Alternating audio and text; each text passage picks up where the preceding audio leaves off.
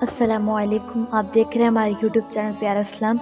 آج کا میرا موضوع ایک سبق آموز کہانی ہے جس کا عنوان ہے خود تک محدود مت رہے۔ پوری کہانی سننے کے لیے اس ویڈیو کو آخر تک ضرور دیکھیں۔ ویڈیو شروع کرنے سے پہلے آپ سے درخواست ہے کہ اگر آپ ہمارے چینل پر نئے ہیں تو سبسکرائب ضرور کریں اور بیل آئیکن کو لازمی پریس کریں تاکہ ہماری ہر آنے والی نئی ویڈیو آپ تک پہنچ سکے۔ چلتے ہیں ویڈیو کی طرف۔ ایک چوہا کہسان کے گھر میں بل بنا کر رہتا تھا۔ ایک دن چوہے نے دیکھا کہ کہسان اور اس کی بیوی ایک تھیلے سے کچھ نکال رہے ہیں۔ چوہے نے سوچا کہ شاید کچھ کھانے کا سامان ہے۔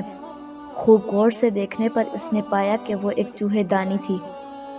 خطرہ بھانپنے پر اس نے گھر کے پچھلے حصے میں جا کر کبوتر کو یہ بات بتائی کہ گھر میں چوہے دانی آ گئی ہے۔ کبوتر نے مذاق اڑاتے ہوئے کہا کہ مجھے کون سا اس میں پھنسنا ہے۔ مایوس چوہا یہ بات مرغ کو بتانے گیا۔ مرغ نے مذاق اڑاتے ہوئے کہا کہ جا بھائی، یہ میرا مسئلہ نہیں ہے۔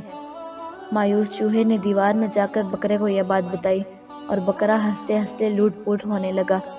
اسی رات چوہے دانی میں کھٹاک سی آواز آئی جس میں ایک زہریلا سانپ پھنس گیا تھا۔ اندھیرے میں اس کی دم کو چوہا سمجھ کر کہسان کی بیوی نے اس کو نکالا اور سانپ نے اس کو ڈس لیا۔ طبیعت بگڑنے پر کہسان نے حکیم کو بلوایا۔ حکیم نے اسے کبوتر کا سوپ پلانے کا مشورہ دیا۔ کبوتر ابھی برتن میں ابل رہا تھا۔ خبر سن کر کہسان کے کئی رشتہ دار ملنے آ پہنچے جن کے کھانے کے انتظام کے لیے اگلے دن مرغ کو ذبح کیا گیا۔ کچھ دنوں کے بعد کہسان کی بیوی مر گئی۔ جنازہ اور موت ضیافت میں بکرا پروسنے کے علاوہ کوئی چارہ نہ تھا۔ چوہا دور جا چکا تھا، بہت دور۔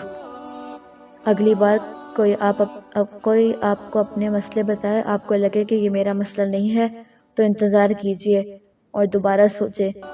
ہم سب خطرے میں ہیں۔ سماج کا ایک عضو، ایک طبقہ، ایک شہری خطرے میں ہے تو پورا ملک خطرے میں ہے۔ ذات، مذہب اور طبقے کے دائرے سے باہر نکلیے۔ خود تک محدود مت رہیے اور دوسروں کا احساس کیجیے۔ امید کرتی ہوں آپ کو ہماری یہ ویڈیو پسند آئے گی۔